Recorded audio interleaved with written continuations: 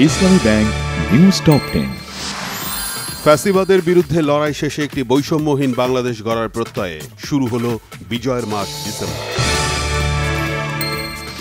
21 August grenade হামলা মামলায় হাইকোর্টের রায় আজ। জানা যেতে পারে আসামিদের দণ্ড বহাল থাকবে কিনা। গণহত্যার আসামিকে নিয়ে বেশি না খেলতে দিল্লিকে আহ্বান ঢাকার রাজনীতিকদের। বাংলাদেশ নিয়ে ভারতের মিডিয়ার প্রতিনিয়ত মিথ্যাচারে ক্ষোভ। সংখ্যালঘু হিন্দুদের ওপর কথিত নির্যাতনের অভিযোগে বাংলাদেশিদের চিকিৎসা না দেওয়ার সিদ্ধান্ত কলকাতার জে.এন. রায় হাসপাতাল।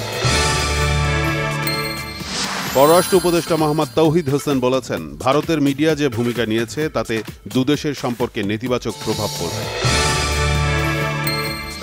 চট্টগ্রামে আইনজীবী আলিফ হত্যায় 31 জনকে আসামি করে মামলা করলেন বাবা।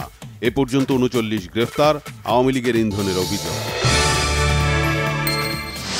সংস্কারের আগে নির্বাচন দিলে তরুণ প্রজন্ম অন্তর্বর্তী সরকারকে কাঠগড়ায় দাঁড় করাবে, বলেছেন প্রধান উপদেষ্টার প্রেস সচিব শফিকুল আলম। জামায়াতের আমির ডক্টর শফিকুর রহমান বলেছেন, বাংলার আকাশে কিছু শকুন ঘুরে বেড়াচ্ছে, কোনো শকুন যেন মাটিতে নামতে না পারে। উত্তর গাজায় নৃশংস হামলা চালিয়ে গেল 24 ঘন্টা অন্তত 100 ফিলিস্তিনিকে হত্যা করেছে ইসরায়েলি সেনারা।